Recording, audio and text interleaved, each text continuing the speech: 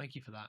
As you were talking, I think we're recording this in the kind of the point in the UK where things feel like it might be slowly edging towards spring. And I was really thinking about what you were saying there and wondering how does it relate to my garden?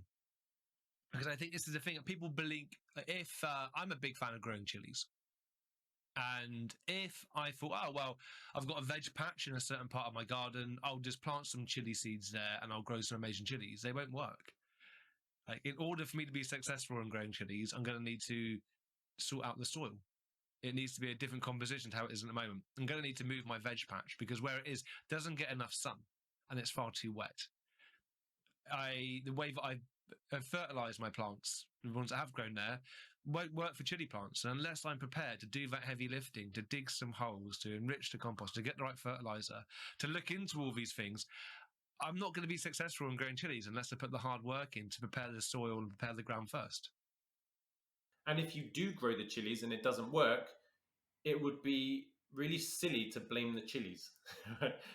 It's not their fault. You didn't create the right environment. And this is the eternal question. It's like, do I want to do what it takes for this to work well? Or do I want a bit of a spray paint, right? Or something in the middle, right? It's not that black and white.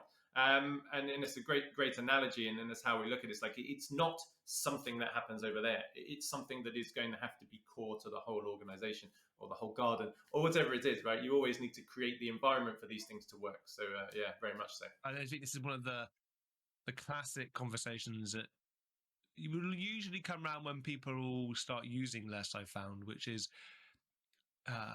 questions, a scenario that often, unless people see it as a part of a bigger whole organizational shift, then it ends up being something that R&D do.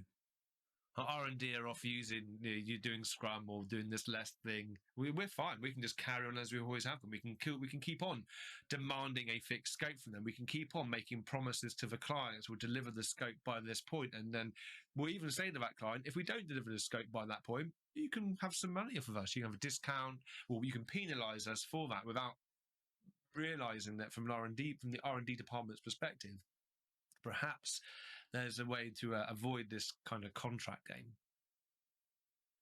There is, but you're right. If it's not done in the context of organizational change, then firstly you're not doing less, right? And that's the reason why you don't get as many less adoptions, because most people don't want organizational change, right? Because it's hard and it's painful and it's risky and it's expensive.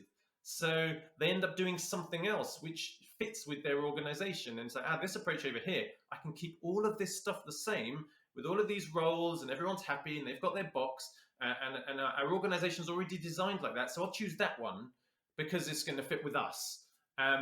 It probably won't give you results that are particularly different to the results you're getting now, but at least we won't have to go through that pain, right? And it is a choice. Some organizations, that's okay, right? Some organizations want a different result and therefore it's not okay.